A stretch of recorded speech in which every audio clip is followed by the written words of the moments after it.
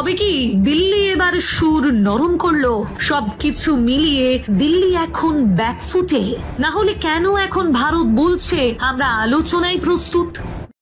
কথায় আছে, শক্তের ভক্ত নরমের জম। এতদিন বাংলাদেশের রাষ্ট্র ক্ষমতায় ছিল ভারত সমর্থিত সরকার, ফলে ভারতের প্রতি তাদের আচরণ ছিল মনিব আর দাসের মতো। এই সুযোগে বাংলাদেশের জনগণ এবং বিজেপির সাথে ভারত বেশ হম্বিতম্বি করে গিয়েছে।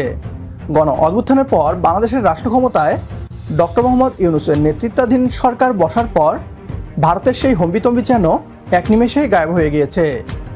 বাংলাদেশকে চাপে ফেলতে গিয়ে উল্টো নিজেরাই বিপাকে পড়েছে। এবার সুর নরম করে বাংলাদেশের সাথে বন্ধুত্ব করতে চাইছে ভারত। বাংলাদেশের সাথে কূটনৈতিক এবং বাণিজ্যিক যুদ্ধ লাগাতে গিয়ে এখন নিজেরাই ব্যাকফুটে। ভারতের বাংলাদেশের সাথে আলোচনার প্রস্তাব নিয়ে কী বলছে পশ্চিমবাংলার মিডিয়া, আসুন তা দেখি। অনুরোধ করছি ভিডিওটি শেষ পর্যন্ত দেখার জন্য। তবে কি দিল্লি এবার সুর নরম করলো? বাংলাদেশের অভ্যন্তরে তীব্র ভারত বিরোধিতার কারণ বুঝতে পারলো তারা, নাকি এটা সাউথ ব্লকের নতুন ভূ রাজনৈতিক কৌশল? হাসিনাকে আশ্রয় দিয়ে বেশ বিব্রত দিল্লি। ভিসা বন্ধ রেখে বাংলাদেশের অভ্যন্তরে প্রকৃত ভারত প্রেমী মানুষদের কাছেও বিতর্কিত নয়া দিল্লি। এর উপর একের পর এক বাণিজ্যিক নিষেধাজ্ঞা, বাংলাদেশের অভ্যন্তরে নানা ইস্যুতে অতি সক্রিয় প্রতিক্রিয়া, সবকিছু মিলিয়ে দিল্লি এখন ব্যাকফুটে, না হলে কেন এখন ভারত বলছে আমরা আলোচনায় প্রস্তুত?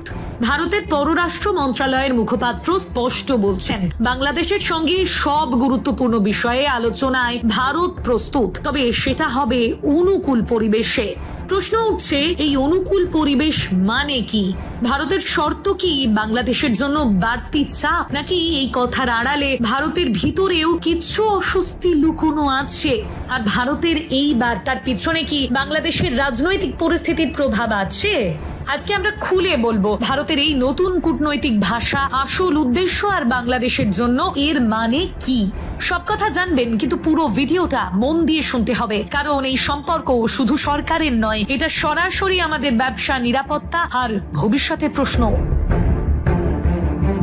ভারতের পররাষ্ট্র মন্ত্রণালয়ের মুখপাত্র রণধীর জয়সওয়াল স্পষ্ট জানিয়েছেন, বাংলাদেশের সঙ্গে সব গুরুত্বপূর্ণ ইস্যুতে আলোচনা হবে, তবে সেটা হবে অনুকূল পরিবেশে। কূটনৈতিক ভাষায় এর অর্থ, আগে বাংলাদেশের অভ্যন্তরীণ পরিবেশ, রাজনৈতিক অবস্থা, দুই দেশের পারস্পরিক সম্পর্ক ঠিকঠাক হলে তবেই দিল্লি বসতে রাজি।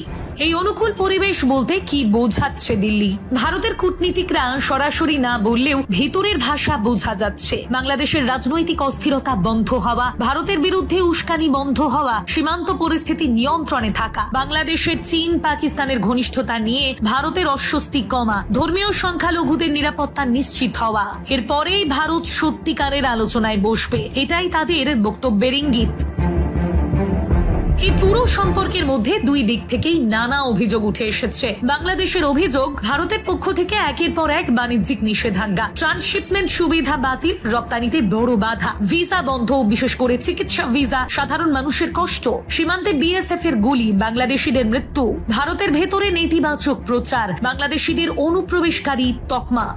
ভারতের অভিযোগ, বাংলাদেশের ভেতরে ভারত বিরোধী আবেগ উস্কে দেওয়া, রাজনৈতিকভাবে ভারতকে শত্রু বানানোর প্রবণতা, মৌলবাদী গোষ্ঠীর উপস্থিতি যা ভারতের নিরাপত্তার জন্য হুমকি, বাংলাদেশের চীন পাকিস্তান ঘনিষ্ঠতা নিয়ে অস্বস্তি, ধর্মীয় সংখ্যালঘুদের নিরাপত্তা নিয়ে উদ্বেগ। এই অভিযোগ অভিমানের জট না কাটলে দুই দেশের মধ্যে সত্যিকারের আস্থা তৈরি হওয়া কঠিন। বিশ্লেষকরা বলছেন, ভারত নিজের ভিতরেও এখন চাপে। শেখ হাসিনাকে আশ্রয় দিয়ে ভারত নিজের কূটনীতিক ভাবে কিছুটা বিব্রত অবস্থায় রয়েছে।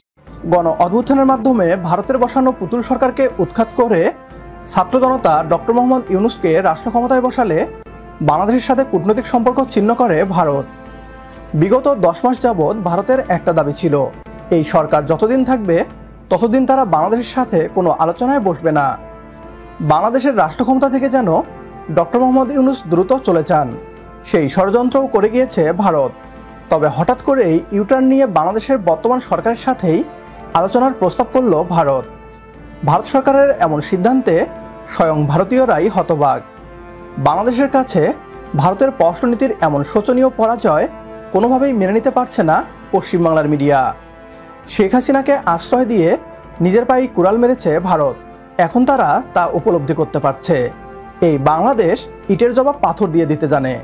ভারত সমমর্যাদার ভিত্তিতে বন্ধুত্বে রাজি না হলে বাংলাদেশের আলোচনা করা উচিত নয়। সেই সাথে তিস্তাসহ সকল নদীর পানির ন্যায্য হিস্সা দিতে হবে আমাদের। একমত হলে কমেন্ট বক্সে ইয়েস লিখে জানিয়ে দিন আমাদের। সেই সাথে ভিডিও শেয়ার করে দেখার সুযোগ করে দিন আপনার বন্ধুদের। পরবর্তী ভিডিও দেখার আমন্ত্রণ জানিয়ে বিদায় নিচ্ছি আজ। আল্লাহ হাফেজ।